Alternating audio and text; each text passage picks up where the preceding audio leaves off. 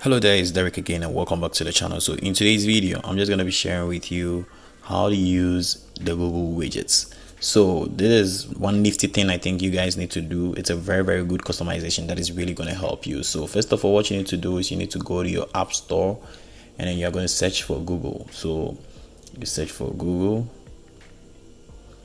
and this is what you need to download. You need to download this first app you're going to see right here, and then when you're done downloading, you're going to go to your home screen and then you press hold on any blank space you see right here, and you're going to tap on this plus right here to add your widgets.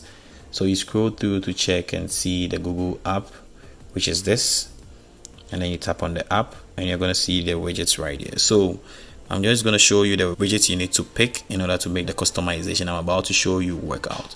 So you're not going to pick this one, you're going to scroll through to check this, and then you're going to see this one right here, and then you add widgets and you're basically going to get it right here, or you can put it anywhere you feel like you want to get it. So once you are done adding the widgets, you can see you have some options right here. So this is voice search. When you tap on it, you can just use your voice in search of anything and Google is just going to open right away for you. So you can see right here, Google is trying to listen to whatever I'm just going to say for it to just search for me, and you can see at the top right here it's listening. So this is one nifty thing I think is very cool. And when you just want to cancel it, you go down here and then you tap on this side and it's going to stop listening to whatever you are doing and you are good. So the next one too is about Google Lens, and this one is also a nifty one. I think is very cool. So I'm going to pick up an object right here that is a controller, and then I'm going to click on this and I'm just going to scan it like this and tap on this search bar right here. So when I just like this, I tap on the search bar like this and it's going to scan the device that is there, and you can see right here it has brought a lot of cool devices right here. So it's a PS4 controller and it has brought something similar, that is it. So this is not all about Google Lens right here. You can just get to translate anything you want to translate. You download it and then you translate. You can scan text on a sheet of paper and you're going to get a text on your phone, and you can search for whatever you want to search like we did right here, and you can scan your homework, you can do shopping places and all, but we're not going to talk more about this right here in this video.